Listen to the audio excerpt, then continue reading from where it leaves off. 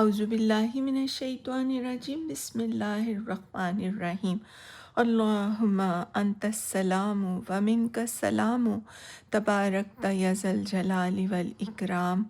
اے اللہ تو سلامتی والا ہے اور تیری ہی طرف سے سلامتی ہے، اے عزت اور جلال والے تیری ذات بڑی بابرکت ہے۔ سورہ رحمان کا ترجمہ آیت نمبر 46 سے۔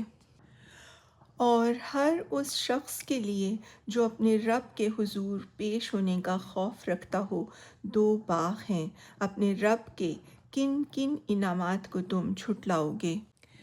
ہری بھری ڈالیوں سے بھرپور اپنے رب کے کن کن انعامات کو تم جھٹلاؤ گے؟ دو باغوں میں دو چشمے رواں، اپنے رب کے کن کن انعامات کو تم جھٹلاؤ گے؟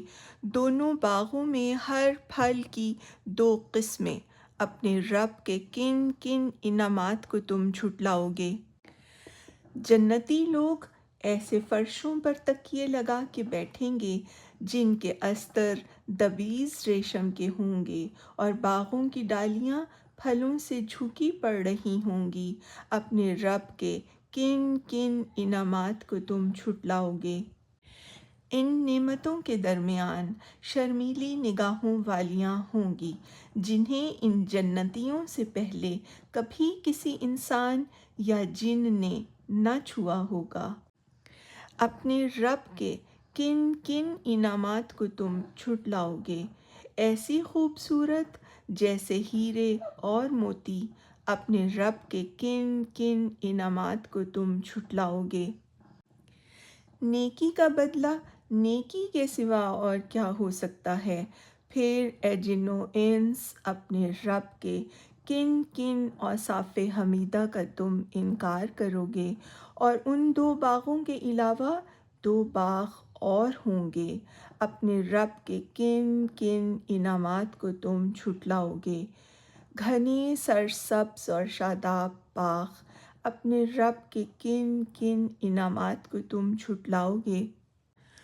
دونوں باغوں میں دو چشمے فواروں کی طرح ابلتے ہوئے، اپنے رب کے کن کن انعامات کو تم جھٹلاؤ گے؟ ان میں باکثرت پھل اور کھجوریں اور انار، اپنے رب کے کن کن انعامات کو تم جھٹلاؤ گے؟ صدق اللہ العظیم۔